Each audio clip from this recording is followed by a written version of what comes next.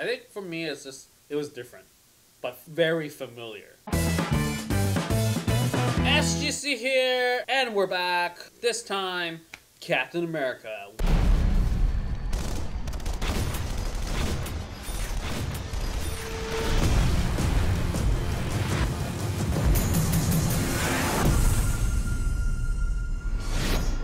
We are now in part 5 of 18. We're trudging on. Captain America, the first Avenger. It's kind of interesting that they had a tagline to tell people that, hey, Avengers is coming out soon. So, directed by and made by these people.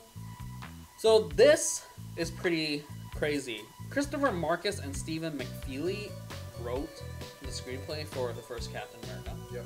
The second Captain America. The third Captain America. And Thor 2. And the upcoming Avengers of Infinity War. Ooh. And its untitled sequel. So wow, these guys have been busy, and they also created Agent Carter, the TV series, which is based off Peggy Carter, who's in this film. And then we got the director, Joe Johnston, who is apparently best known for such effects-driven movies such as Honey, I Shrunk the Kids back in '89. Ooh, that was a good year. And Jumanji '95, Jurassic Park 3. Oh wow. And then he did The Rocketeer in '91, which for me is the best Disney film. The Rocketeer is the best Disney film. Bold statement. Yes, because there's a superhero and freaking Nazis in a Disney film. I remember they attempted in this movie to give the captain as many shields as he could. Yeah. Not just this shield, like many other shields as well. Yeah, I remember there was a scene where he was just fighting with a taxi door. I think for me, it was different, but very familiar. Different but very familiar. As in like in the MCU is different because nothing was period. Everything else was contemporary. Like even with Thor, it was contemporary Earth.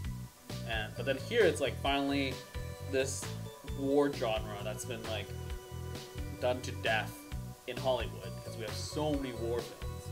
But yet now it's like a superhero spin on it. So that was neat, and at the same time, like the colors and just like everything just looked familiar. So that was kind of interesting. Okay, to promote promote bonds, patriotism. They need like Captain as this icon. It's like I socked Hitler in the face 200 times. I know what I'm doing. It's a time where like propaganda was very encouraged. Yeah. And the film is aware of that, so they keep lots of that in the movie. Yeah, that's true. Like it does both. Like it shows you what's happening on the front lines, but at the same time, what's happening at home. Yeah. I don't think a lot of war films do that balance, or even show it. They're just like, okay, you're sending off your kid, and then most of the movies, like Saving Private Ryan, it's all on the theater. It's never at home. It's never about the home. Mm-hmm. Yeah.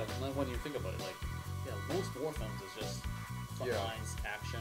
And then it's about Captain, like becoming very tired of I'm not just the show monkey. I want to do things. I can do things, and I got. And then he went and do things, and that's what separates him from the rest of the soldiers who were in the program. Yeah. And from the rest of the war drama. Yeah, I would say, and it also sets himself apart from other Avengers because he's like the leader type who just I'm gonna do things, and you guys follow me to do this. I really appreciate Tommy Lee Jones' character because it kept the movie very grounded. Right, there we go. Tommy Lee Jones, another long resume type of guy. Yeah. I actually forgot he was in this film. Yeah. Because like when I think of something big, like Hugo Weaving is already such a presence. But I'm glad they're on separate ends where Hugo Weaving's the bad guy, Lee Jones is like Tommy Lee Jones is like the good guy. I don't know. I just rewatched it. I didn't really have that much of an impression. It doesn't leave a mark as strong as Thor. No, because his character doesn't really change. Like he is so Captain America throughout the entire film, and from henceforth, his character doesn't really go on arcs. But the world around him has gone on an arc. True. So this story, I would say, is about how the world changes around him, but he stays the same. Yeah. Like I mean, like when I compare it now, it's like Winter Soldier and Civil War. Winter Soldier, I would say the changes would be him sort of sort of changing himself, like being asked out on dates or like updating himself with like Star Wars. Yeah, pop culture. And then in Civil War, it's like when he's actually just like, I'm trying so hard to save you, but if you push me, I will push back type of vibe. I just actually miss the Howling Commandos. Yeah. Well, they're the band of people that follow him as they break down facilities. Mm-hmm. So like the band of random people that he gets as his team. So in the comics, they're called Howling Commandos. Okay. So like. But in this movie, it was just kind of just soldiers. Soldiers who tag along. Like, my most memorable moment for this film is when Tommy Lee Jones like throws a grenade into the crowd. Grenade!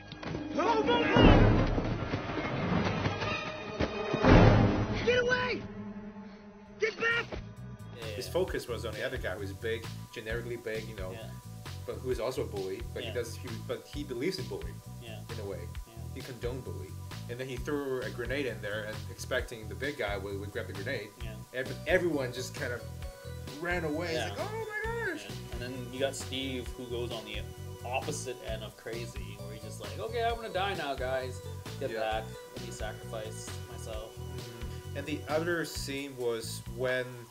I think right before Stanley Tucci's character discovered him, he went into this room where he steps on the light and you see, yo, this could be you. Yeah, like your face actually. But then, like his face was just kind of like, on the soldier's chest. Yeah, then, like his forehead. This is like, so you're not even tall enough to be in the picture to be a soldier. And that was a very like defeating moment for him as a character. But yet again, he's not defeated. He's never he's just like, defeated. I'm gonna do this again. So like this film was very, again, not only promoting America as like heart of gold America, but you know also Brooklyn, the type of like, you know, doesn't matter how many times you knock me down, get back up. Yeah, which they do again in Civil War. Yeah, like you do all this. I can do this all day. Yeah, like I can do this all day. It seems really cliche to say now, but then again, like this movie covered like why is he this, you know, and it's like little tidbits of detail that really reinforces his resolve to join the army. It's like Tucci was like, oh, I see that you applied 5 different cities. So yeah, for casting, we have the Chris Evans, not Chris Pine, or Hemsworth. So also Chris. Yeah, he came off as Torch. I don't think I even connected to. I think I was just like, oh, what the? He's playing Captain America. Okay, sure. And I was like, whoa, okay, it worked. Because, I mean, like, have you seen the first Fantastic Four? I know you haven't seen the second one. Yeah, I've seen the first Fantastic Four. Yeah. So it's, like, very different. He was his younger self. Like, it's like a kid playing a kid's role in Fantastic Four. Yeah. He was younger, like, looking. I mean, like, I feel like if anyone else... Like, it's a fine line of balance where you can come off as corny. Yeah. But then I think for them to establish this character where he's so part of gold, this is real for him. He's not doing this as a joke. It's never a joke. So yeah, he wants to be taken seriously. Yeah. So I think that helps with all his lines, because if it was a different narrative, his lines are pretty corny. Like, he's very patriotic. We got Hugo Weaving. So what do you think of Mr. Smith? Yeah, again, further establish Hugo Weaving's arc as an actor with no face, without a face, or like with no normal face. So yes, I like the part where his skin, like his face skin, started to peel off, so you see a little bit red. Right. Before he. Yeah, I like how they piecemealed his reveal. Yeah, like that, progressively. Yeah, so it's not just like, bam, here's my red face. You also mentioned about like the picture. Yeah, I love that scene too, where they did a painting and you don't even see his face, and it's just paint. You see the paint that's red, and then he turned on the lights, like, Doctor. Yeah, he was a good villain. He had the presence and vibe. This is his like fanaticism of like magic and everything. And it doesn't have to set himself apart to become, he's Agent Smith again in this movie. True. Because like you could be, for villains, Agent Smith is also a very like, you know, strong villain in the Matrix universe. Yeah. So yeah, we got Hayley Atwell and Dominic Cooper, who both reprised their roles in the TV show. Yeah. So that was interesting. It did make me want to watch the TV show again while I was watching this. That was the only, think, yeah, for the rewatch, the only get from this movie. yeah, it was like, I want to watch more of this world. But watching this movie now, like, the romance that they kind of sprinkled in this movie. And then in the next Captain America movie that he fell in love with his granddaughter. Yeah, that's awkward. Like, it's a very... That's a comic thing, though. I like how the movie ended, though. Like, where he wakes up in a hospital room. It leads up to the Avengers really nicely. If you like Captain America's character in Avengers and you wanted to know more about him, I think this is a movie you have to watch. That's true. And yeah, like, again, I really wanted to see more of Red Skull, because I do think he's a very interesting villain.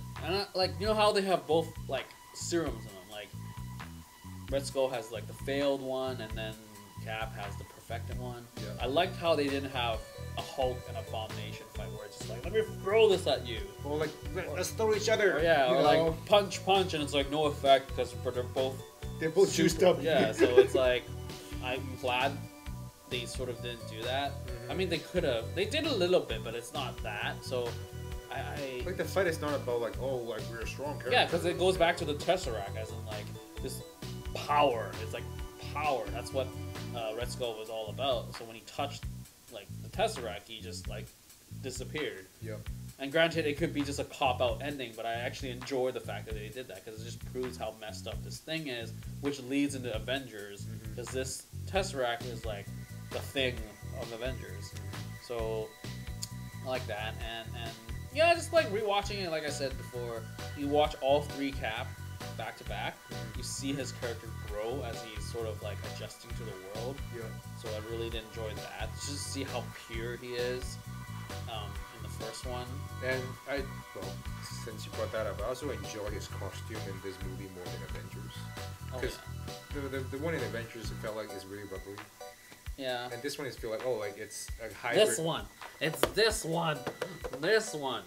Yeah, like that's the Avengers. Compare to this one. Compare it. Yeah. Yeah. So, I would say this one is more like, oh, it represents him more as a soldier because it felt like more of a soldier outfit. Well, I mean, like Coulson did say, I did some liberty for the costume design in Avengers. So he had a fanboy creating his costume. A rubbery suit. The 5 films, I mean, except for Incredible Hulk, Yeah. forgettable. 4 of them really set up the superhero genre to the mainstream audiences. Yeah. It got us invested in this world filled with like, oh, superpower heroes. Yeah, so I do think that I appreciate it even more watching the 4 films now compared to when I was back then, because first time watching it, it was the shock value, I got a kick out of it. Yeah. In retrospective, these films, had they been bad films, then, you know, the superhero genre might not even be as prominent as it is now. Yeah, like we were saying before, like, I think both Captain America and Thor, they're such safe films, but they're decent. Like, no one's gonna be like, yeah, Captain America, First Avenger, great. Yeah. No one's gonna say that. Thor, great. No one says that. But, because I feel people never says that. People have this, like, oh yeah, it wasn't that good. But when you rewatch it, it's like, It's actually not bad. yeah, it's like that. nothing's wrong with it. It's like the cup is half full or half empty kind of thing. Yeah, I feel like it's mostly half empty for a lot of people, so that's why they don't care about. Yeah. The But first rewatching phase. it, yeah. Yeah, like rewatching it, what they're trying to do, I would say very commendable. Like I said in Thor, a lot of stacking of different narratives, not messy, not bloated.